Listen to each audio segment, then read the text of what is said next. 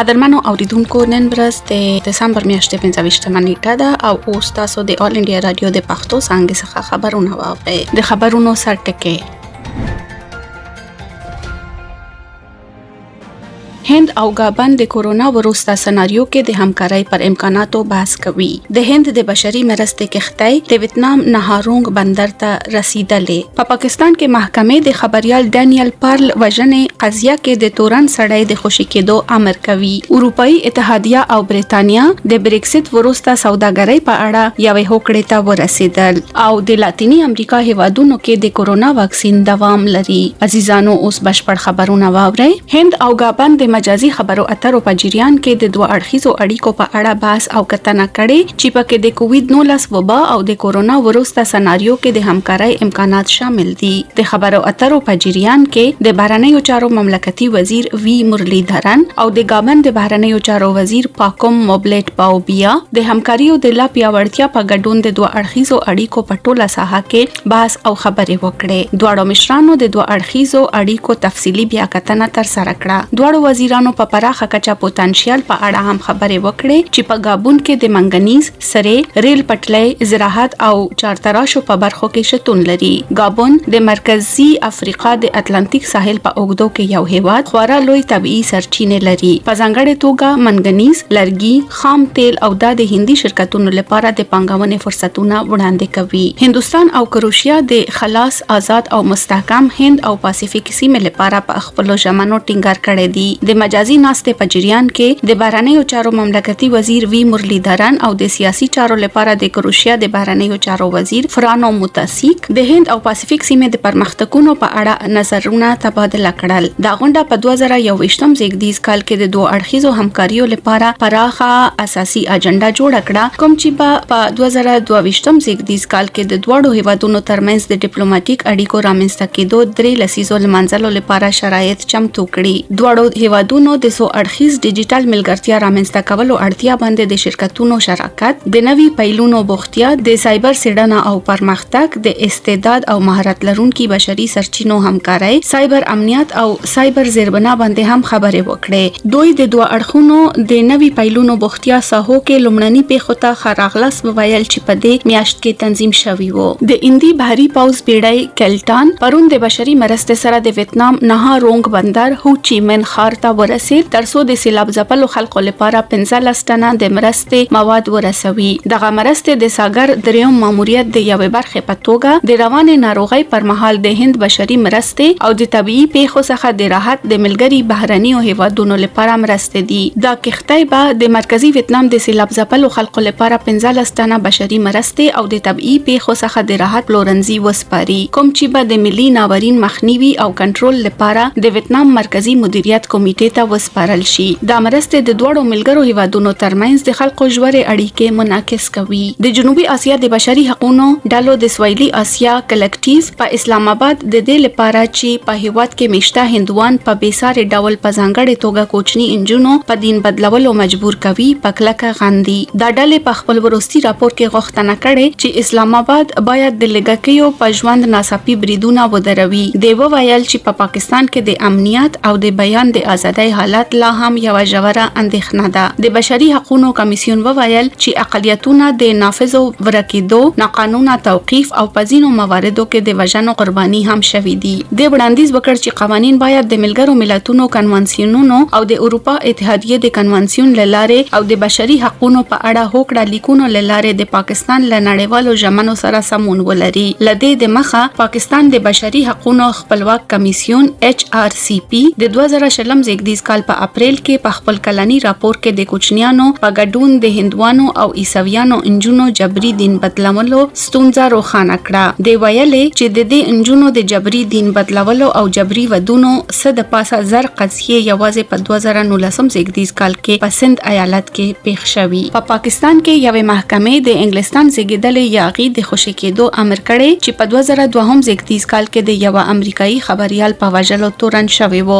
عمر شیخ د روان روان کال په پیل کې د ډانیل پارل لوجنې څخه بری شوی وو، خو د پریکړې پر وړاندې د استیناف غوښتنه وروسته په بند کې پاتې شو. په کراچۍ کې د سند های کورټ اوس دا حکم کړی چې د ښاغلي شیخ لنډمهاله توقیف غیر قانوني وو. په سویلي ښار کراچۍ کې د وال سټریټ ژورنال خبريال پارل تختونې او بیرامه سرغوسونې په نړۍ کې د شور او غصې لامل شو. شیخ د پارل له تختونې څو ورځې وروسته ونیول شو او وروسته د ترهګرۍ ضد محکمې لخوا په وژنه محکوم شو. هغه له محکومیت راهیسې د مرګ په سزا محکوم شوی وو. د سند های کورټ د روان کال په اپریل کې د تختونې په کم جرم کې د شیخ محکومیت کم کړ او په قضیه کې خکیل درې نور سړی یې بری کړل. د پرتګالي چارواکو د هغه ایواد په مرکز کې د شکار په یو سیمه کې د 1500 څخه زیات اوسۍ او وحشي ځناورانو په وژنې غصه څرګنده کړې. دا وژنه د دسمبر میاشتې په 18 او 18 نیټه د پرتګال پلازمینه لزبن څخه شاوخوا 40 کیلومتره لري ازمبوچا ته نږدې د تورې بیلا سیاحتي ښکارځای کې په یو فارم کې شوی و. د چاپیریال وزیر جواو فرناندس وویل د 14 اسپانوي ښکارونکو لخوا د څارویو وژنه یو ناوړه او یو چاپیریال جرم دی چې باید محاکمه شي. د وژنې عکسونه په ټولنیزو رسنیو کې شریک شوي وو. په ایتوپیا کې دولتي رسنۍ راپور ورکوي چې پاوز تر 40 زیات سړي وژلې، چا چې د بنشنګول ګوموس په سیمه کې د ډلهیزې وژنې سره د تړاو لرلو شکمن وو. په راپورونو کې زیاته شوې چې 15 اوسنی او پخوانی حکومتي چارواکي د امنیت د کړکېچ په تړاو نیول شوي هم دي. د چهارشنبه په ورځ د ماشومانو په ګډون 100 کسان هغه مهال ووژل شول چې بریدګرو د ویده شوي کلیوالو کورونه وسوځول او ډزې یې پرې وکړې او هغوی په چاقو یې ووژل. برید یوه ورځ وروسته له هغه وشوه کله چې لومړی وزیر ابي احمد سیمې ته سفر وکړ. د بخښنې نړیوال سازمان د حقوقو ډله ویلې دا څرګنده نه ده چې برید کوونکي څوک وو، مګر داسې بریښي چې هغوی د لږکیو قبایلي ډلو په نښه کړي چې په سیمه کې مشته دي. داسې بریښي چې په نایجیریا کې د کورونا ویروس نوی ډول راپورته شوی. جان کینګاسونګ د ناروغۍ کنټرول او مخنیوي لپاره د افریقا مرکزونو رئیس افریقا CDC خبريالانو ته وویل چې دا د انګلستان او سویلي افریقا څخه جلا شوی دی. نوموړي وویل چې د نایجیریا CDC او د افریقا د ساري ناروغیو د جیومیک لپاره عالی مرکز به د نورو نمونو تحلیل وکړي. دا کشف ممکن په وبا کې د سارس کووید 2 ویروس ورته ډولونه چې په انګلستان او سویلي افریقا کې اعلان شوی وو په پراخه کچه رامنځته کړي چې د نړیوال سفر محدودیتونو او نورو اقداماتو چټک بیرته راستنېدو لامل شوی. اروپאי اتحادیه او انګلستان د بریگزټ وروسته یو سوداګریز تړون جوړ کړل چې د راتلونکو سوداګرۍ مقرراتو په اړه د میاشتو خبرو اترو وروسته د ټاکلې نیټې څخه یو اونۍ د مخه جوړ شو. د انګلستان حکومت اعلان وکړ چې دغه معامله تر سره شوی. د بریتانیا لومړی وزیر بوریس جانسن اعلان وکړ چې دوی په کال کې د 648 میلیارډ پاونډو په ارزښت تر ټولو لوی تړون بشپړ کړي. هغه وویل چې دا به په دې هیواد کې دندې خوندي کړي او د انګلستان توکي به وړ کړي چې پرته له تعرفه د اروپאי اتحادیه په بازارونو کې پرته له سهمیه وپلوري. ښاغلي جانسن وویل دا د ټوله اروپا لپاره ښه معامله ده. ټاکل شوی چې د انګلستان پارلمان د دې میاشتې په 13 نیټه د معاملې ته رایه ورکړي. د اروپאי کمیسیون رئیس اورسولا وان ډیر لیان وویل دا یو اوږده او خوځونکې سړک وو، خو موږ د دې خودلو لپاره ښه معامله ترلاسه کړې. نو وړي وویل دا معامله عادلانه او متوازن و او انګلستان یو باوري ملګری پاتې شو. یو ځل چې دا تړون د اروپאי اتحادیه مشرانو، اروپאי پارلمان او د انګلستان حکومت لخوا تصویب شي، دا به بریتانیا او د 28 هیوادونو بلوک ته ډاډ ورکړي چې پرته د تعرفې یا کوټې د توکو سوداګرۍ ته دوام ورکول شي. وروسته له هغه چې بریتانیا د راتلونکو میاشتې په لومړۍ نیټه له اروپאי اتحادیه څخه په بشپړه توګه خلاص شي. ټاکل شوی چې انګلستان په رسمي ډول د بلوک پرېښودو یو کال وروسته د دې میاشتې تر 11 نیټې پورې د اروپאי اتحادیه سوداګریز مقررات پرېږدي. د امریکا متحده ایالاتو قانون جوړونکي پرون د 2.3 ټریلیون ډالرو د کورونا ویروس مرستې او د حکومتي لګښتونو کڅوړې بدلولو هڅې بندې کړې او د پراخو بدلونونو لپاره د ولسمشر ډونالد ټرمپ غوښتنې یې رد کړې. د استازو په مجلس کې دیموکراتانو هڅه وکړه امریکایانو ته مستقیم تادیات چې په قانون کې شامل دي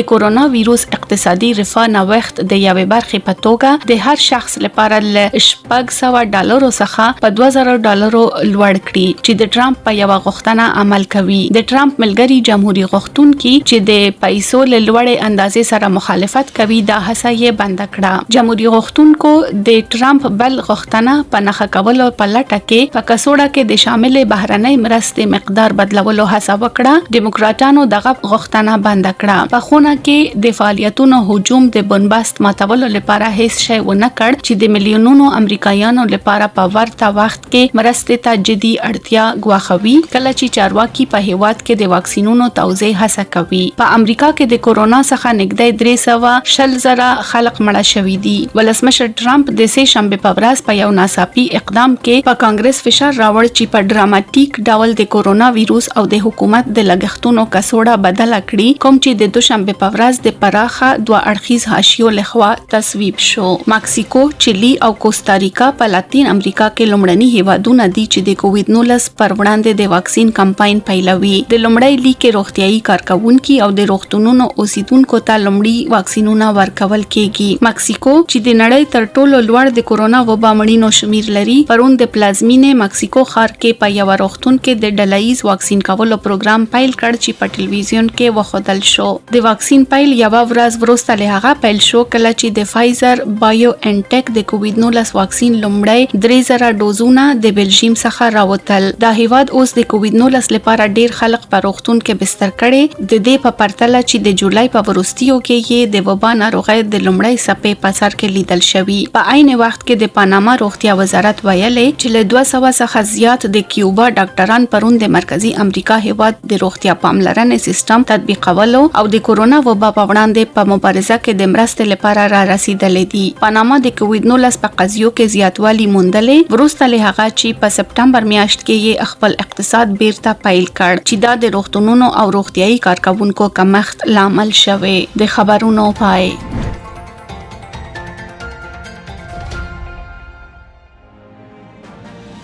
ایزانو سووره پر روانو حالاتو یو تبصره د تبصرې عنوان ده هندي خلایی یا فضایی پروګرام نوی جګوالی تر رسیدو لپاره چمتو دی. لیکنه د وینکټا سوبرامنیم او جباړه وینا د هریندر کمار سواتی.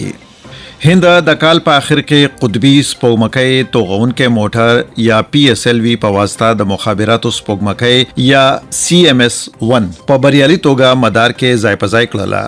د هندوستان د فضایی څېړنې سازمان چې په لنډه اسرو نومیږي په دې ورستیو کې قطبی سپوږمکۍ توغونکې موټر د آندھرا پردیش په شری هریکوټا کې له دوهم توغونکي ډګر څخه وتوغولو.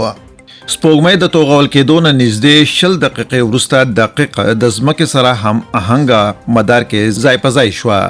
دا به په 2011 کال کې په لاره اچول شوي د زړې جی سیټ 12مې سپوږمکۍ ځای واخلي. CMS-1 د هند 240مه مخابراتي سپوږمکۍ ده. دا د انسیټ او د جی سیټ لړۍ وروسته د مخابراتي سپوږمکیو په نوي لړۍ کې لومړی ده. د اسرو لپاره دا د سکل د سپوږمکیو درهمه توغونه وه. د کووډ-19 وبا له امله ګګنیان په شمول لومړی بې پیلوټه الوتنې وځنډول شوې. د وبا د خپرېدو د مخه هندوستان وتوانېدو چې یوازې د یوې سپوږمکۍ ماموریت جی سیټ 30 بشپړ کړي. دا د روان کال په جنوري میاشت کې لکورو فرنچ ګویانا څخه د نړیوال لانچر ایریان سپیس لخوا توغول شوی و. پرته له وبا په نومبر کې اسرو په بریالیتوب سره د 9 نړیوالو پیرودونکو سپوږمکیو سره د ځمکې څارنې سپوږمکۍ EOS-1 په لاره واچوله. د ځمکې مشاهده کوونکې سپوږمکۍ د کرنې ځنګلاتو او ناورین چلند ته د ملاتړ لپاره په کار اچول شوې. نوې سپوږمکۍ CMS-1 با د هیواد مخابراتي شبکې ته وده ورکړي او د زده کړې ټیلی میډیسن او د ناورین مدیریت په خدماتو کې مرسته وکړي. د دې پوښښ کې به د هندوستان اصلي ټاټوبې او د انډمان نیکوبار او لکشدیپ ټاپوګان شامل وي. دا سپوږمکۍ د 2 کلونو څخه ډیر اټکل شوی ژوند لري.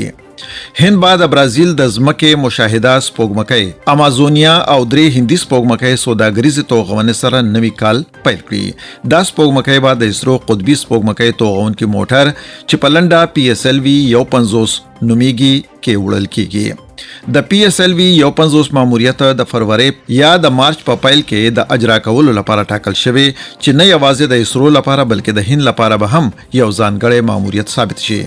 دغه توغمنه بعد د فضایي اصلاحاتو نوې دور په نخښه کړي چې اسرو ته راوړل شوی ترڅو د فضا په سکتور کې د هند وړتیا نور هم لوړه کړي. دا راکټ به د هند لخوا جوړ شوی د آنند په نوم د ځمکې سارن سپوږمکۍ فضا ته یوسي. د فضا سکتور شخصي لوبغاړو لپاره د هندستان د ملي فضا ترویج او واک ورکولو مرکز ان سپیس په لاره اچولو سره پرانستل شو. آنند د پکسل په نوم جوړ شوی د هند یو نوې پیل دی. دا د ځمکې د سپوږمکیو ستره لړۍ کې لومړی دی چې په هر 40 ساعتو کې به نړیوالې خبرونه او راپورونه چمتو کړي. معلومات به د مصنوعي ځیرکتیا یا آرټیفیشل انټيليجنس په اساس پلیټ فارم کې موجود وي. دا به په کرنه، ځنګلونو، خاري سارنې او د اقلیم په مشاهده کې پکار واچول شي. پکسل پلان لري چې د 2022 تر پایه پورې په اسمان کې خپل درشه د ځمکې مشاهده کوونکي سپوږمکۍ ولري. د آنند سره سره اسرو به د نور سپوږمکۍ له فضا کډز انډیا څخه ستیش سیټ او د پوهنتونونو کنسورټیم څخه اتحاد سیټ وتوغوي. د فضا کډز هندستان لپاره دا به د دې دوهمه سپوږمکۍ وي چې د اسرو لخوا به وتوغول شي.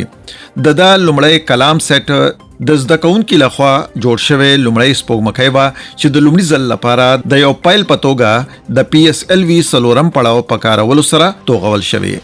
دغه سپوږمکۍ له ګڼو تجارتي سپوږمکیو څخه ده چې د 2021 په لومړي ربیع کې باید فضا ته واستول شي. د PSLV C-50 ماموریتونو سربیره اسرو د کوچني سپوږمکیو توغونکي موټر لومړنۍ الوتنه هم چمتو کړي. دا به دومره وړتیا ولري چې د ټیټې ځمکې مدار کې د 1500 کیلوګرامو وزن لرونکي سپوږمکۍ په کار واچوي. قطبي سپوږمکۍ توغونکي موټر په پرتله چې په جوړېدو کې یې د 600 خلکو او د 100 میاشتو وختونو ته اړتیا ده، کوچني سپوږمکۍ توغونکي موټر د 6 انجینرانو ټیم لخوا په 2 ورځو کې جوړېدای شي. دا د اسرو لخوا په عمده ډول د سوداګریزو توغونو لپاره رامنځته شوی. هندستان په لویو ماموریتونو باندې کار کوي. د چندرایان درهمه، آدتیه L1 او گگنیان ماموریتونو لپاره فعالیتونه روان دي. چندرایان درهم به یو لیانډر راور ماموریت وی چې لزمکه سره مخابراتو لپاره د چندرایان دوهم ماموریت څخه به د هند اوسنۍ اوربیټر وکارول شي. آدتیه L1 د هند لومړی لمریز ماموریت ته چې د ځمکې څخه 1.15 میلیونه کیلومتر لري L1 ټکی ته د سپوږمکۍ سفر وګوري. د L1 یا لنګرینګیان ټکي د ځمکې او لمر ترمنځ شتون لري. د گگنیان ماموریت هدف لري چې هندي فضا خاتون کې د ټیټې ځمکې مدار کې ځای په ځای کړي.